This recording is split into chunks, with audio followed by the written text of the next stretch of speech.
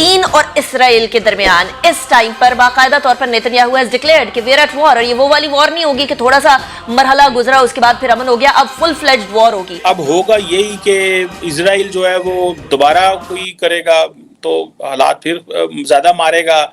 उनके पास ताकत है, इंटरनेशनल सपोर्ट है, यूनाइटेड नेशंस है, सिक्योरिटी काउंसिल है, वो आपको उड़ा के रख देंगे। मैं अभी नरेंद्र मोदी का एक ट्वीट था वो मैं देख रही थी, उन्होंने कहा कि इसराइल के साथ हम खड़े हैं, तो ये जो गठजोड़ है ये भी काफी हद तक वाज़ेह है। मोदी साहब ने आज ट्वीट किया सुबह, उन्होंने कहा कि this is a terrorist attack on Israel. Gaza tower के ऊपर और बड़ी जगहों पे अटैक्स की इसराइली फौज तमाम, और हमास की तरफ से जो लेटेस्ट बयान आया है कि अगर तुम्हारे पास असला है जहां पर भी हो तो निकाल लो। और इसमें जो अब होगा रिटेलिएशन में, जो इस वक्त नेतन्याहू साहब ने कहा है कि we are in war and we will win this war, और आपको उनके रिसोर्सेज का अंदाजा है कि उनके पास टेक्नोलॉजी उनके पास है, पैसा उनके पास है। अब इसराइल तो पूरा हिसाब किताब लेगा, बेंयामिन नेतन्याहू है। इंडिया अपने ब्रह्मोस मिसाइल चाहता है हालात को गरमाने के लिए, लेकिन उनकी जितनी अच्छी दोस्ती है इसराइल के साथ, इसराइल अगर चाहे तो वो कहेंगे हाँ जी ठीक है। जो इजरायली सोल्जर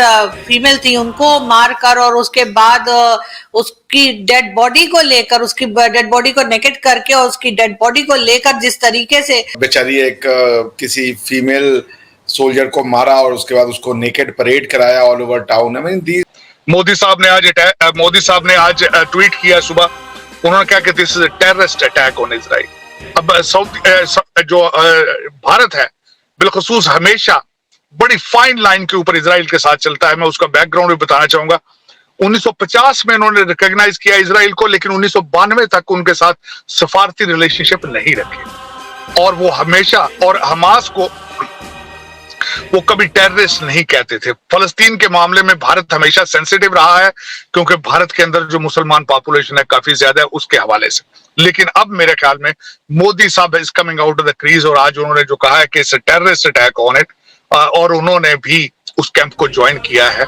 जो अमेरिका है इस वक्त वो भी, और जो वेस्टर्न कंट्रीज हैं उन्होंने भी सब इस वक्त they are getting behind Israel.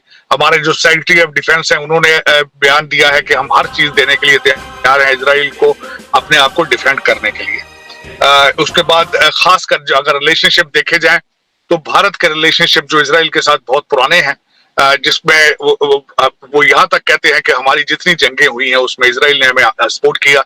मैं उसमें हवाला अभी रिसेंट उनके जो नए आपस में मुआहदे हैं I2U2 के हवाले से देखा जाए, और वो दूसरा 7.5 बिलियन डॉलर की ट्रेड करता है भारत इजराइल के साथ, और उनके जो रिलेशन, जो उनके प्रोडक्ट है उनको कहा जाता है ट्रिपल डी, डिफेंस, डायमंड्स और ड्रिप एग्रीकल्चर, जो ड्रिप इरिगेशन के हवाले से एक दूसरे के साथ चीजें शेयर करते हैं।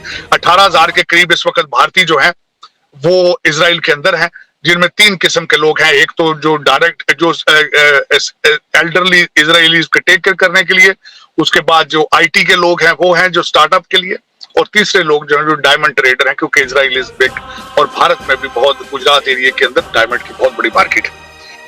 अब इसमें मैं ये बताना चाहूंगा कि चीमा साहब, इसके आज जो सिलसिला जारी हुआ है दोनों तरफ से, जो चीजें बड़ी सेंसिटिव हैं।